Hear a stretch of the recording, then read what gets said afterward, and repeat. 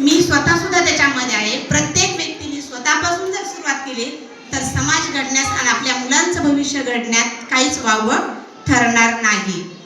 आणि या संस्थेमध्ये शैक्षणिक क्षेत्राबरोबरच आपल्या समाजातील किंवा आपल्या परिसरातील मुलांचे कौशल्य विकसित करण्याची आम्हाला संधी दिली, त्याबद्दलही आम्ही सर्व पालकांचे आणि परिसराचे आभारी आहोत.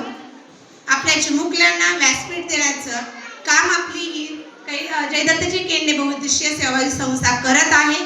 प्रत्येक पालकांनी याच्यामध्ये प्रतिसाद दरवर्षी दिला पाहिजे.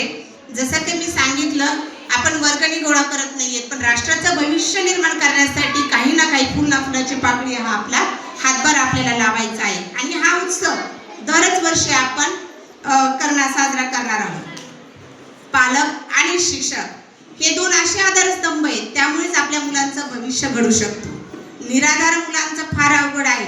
मागच्या आठवड्यामध्येच आम्ही आरवी या मला सांगायला ते छान वाटेल की आरवी शांतिवन सर्वांना बहुतेक माहितीच असेल, आपल्या बीड जिल्ह्यामध्ये आपले दीपक काका आणि कावेरी मामी यांनी खूप छान असा एक त्यांचा परिसर निर्माण केलेला आहे, जिथे की काही मुलं अनाथ आहेत, काही चिमुकली मुलं आहेत, त्यांना कोणी आई नाहीये, कोणाला वडील नाहीयेत, त्यांचं पालन पोषण कोणी करू शकत नाही.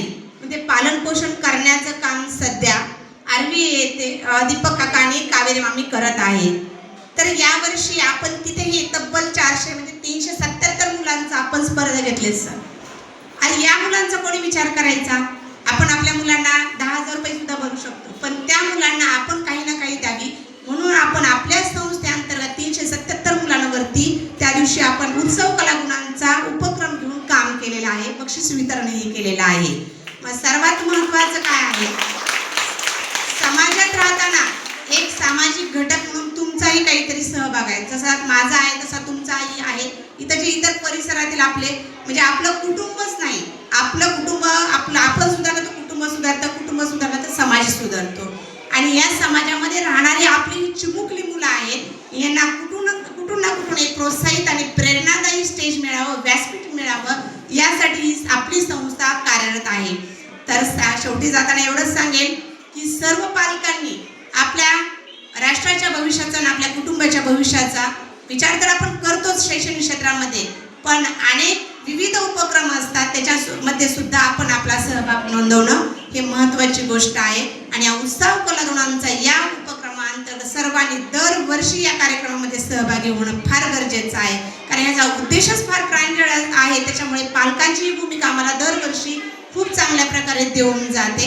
त्याचप्रमाणे सांगायला आनंद वाटेल की यावर्षी विशेष म्हणजे या ज्या शाळांनी आपल्याला प्रतिसाद दिलेला आहे त्यांनीही म्हणजे अक्षरशः मी प्रगती शाळेमध्येही गेले, आरवीमध्ये दीपक काकांकडे गेली, खूप सारं कौतुक केलं. म्हणे मॅडम खरंय तुम्हाला काही अवघड नाही ना 50 रुपये घेऊन गणपती बसवायला. म्हणलं सर काहीतरी वेगळं करायचं आणि काहीतरी समाजासाठी करायची ही धडपड आहे आणि ती संस्थेमार्फत आपण करतोय. त्याच्यामध्ये जी म्हणजे प्रत्येक 99% लोक आपल्यासोबत आहेत, पालक वर्ग आपल्याकडे आहे, तर नक्कीच मी त्यांचेही आभारी आहे. आणि दरवर्षी तुम्ही या उपक्रमांना भरघोस प्रतिसाद देताल अशी आशा बाळगते आणि ते थांबते. जय हिंद, जय भारत.